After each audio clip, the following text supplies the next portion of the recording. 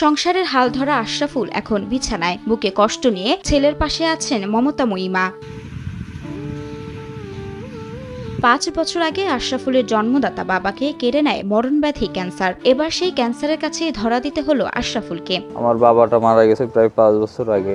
Liver cancer হয়, liver cancer পরে আপনার ব্লাড ক্যান্সার ধরা পড়ে। পরে আমার আব্বা হচ্ছে এই ক্যান্সার আগে প্রায় 5 বছর আগে মারা যায়। তরতাজা এই প্রাণ এখন পায়ুপথের ক্যান্সারে আক্রান্ত। যেন এই বয়সে থমকে গেছে তার জীবন। পরীক্ষা করে দেখে টিউমার হয়েছে, টিউমারের থেকে ক্যান্সার আগে দাঁড়িয়ে গেছে। চুয়াডাঙ্গার দামুরহুদা উপজেলার বয়রা গ্রামের বাসিন্দা আশরাফুল ইসলাম। তার বাবা মুজিবুর রহমান মারা যাবার পর সংসারের হাল ধরতে আশরাফুল পাড়ি দেন ঢাকায়। সেখানে একটি বেসরকারি প্রতিষ্ঠানে চাকরি নিয়ে সংসার চালাতেন তিনি। ঢাকাতে প্রাইভেট কোম্পানিতে একটা জব করতাম, যাকে আমার জবের উপর দিয়ে হচ্ছে আমার ফ্যামিলিটা কোনো রকম চলতেছিল। কিন্তু হঠাৎ করে 6 মাস বা 7 মাস এরকম আগে থেকে আমি চাকরি করার পাশাপাশি আমি নিজেকে অসুস্থ অনুভব করতাম। ভাগ্যের নির্মম পরিহাসে সে পরিস্থিতি বেশি দিন স্থায়ী হয়নি। 6 মাস আগে আশরাফুল নিজেই অসুস্থ হয়ে পড়েন। পুরো পরিবারে নেমে আসে অন্ধকার। চিকিৎসকের পরামর্শে পরীক্ষা নিরীক্ষা করে জানতে পারেন মলদ্বারে টিউমার রয়েছে।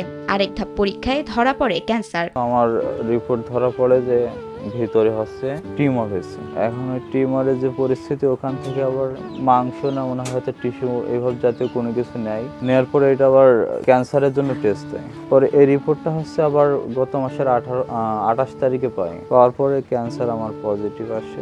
বর্তমান পরিস্থিতিতে অপারেশন হলে বাকি জীবন কষ্টে কাটাতে হবে আশরাফুলকে। এখন ক্যান্সারটা আবার 3rd স্টেজ চলে গেছে। এই মুহূর্তে যদি হচ্ছে অপারেশন করা হয়, তাহলে আপনার যে পায়খানার যে রাস্তা আছে এটা সম্পূর্ণ কেটে ফেলতে হবে সারা জীবনের জন্য। আর সাইড দিয়ে বাইপাস করে পাইপ ব্যাগ বহন করতে হবে সারা জীবনের জন্য। তাই উন্নত চিকিৎসার জন্য প্রয়োজন 6 থেকে 7 লাখ টাকার। বর্তমানে আশরাফুলের পরিবারের খাবার জোগাড় করাও দুঃসাধ্য হয়ে পড়েছে। এই অবস্থায় প্রয়োজনীয় চিকিৎসা টাকা জোগাড় করা তাদের কাছে দুঃস্বপ্নের মতো। কিন্তু আমাদের এমন কোনো সামর্থ্য নেই যে হচ্ছে চিকিৎসা করবো বা ট্রিটমেন্ট করব।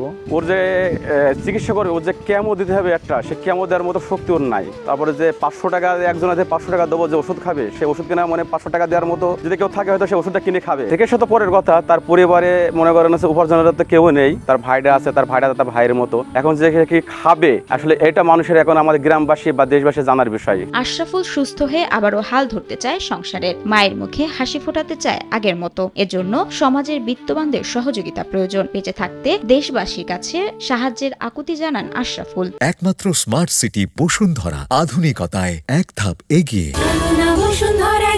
এখন ওর চিকিৎসাটা কিভাবে করতে হবে সেটাই আমাদের চিন্তা ভাবনা। কারণ বাইরে থেকে টাকা পয়সা না পেলে ওরা চিকিৎসা করা আমাদের কোনো কায়দা নেই।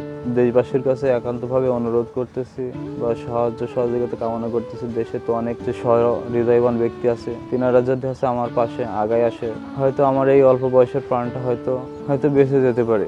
আকুলভাবে আমি দেশবাসীর কাছে, মানুষের কাছে আবেদন করতেছি। এটাই হচ্ছে আমার শেষ অনুরোধ, শেষ চাওয়া।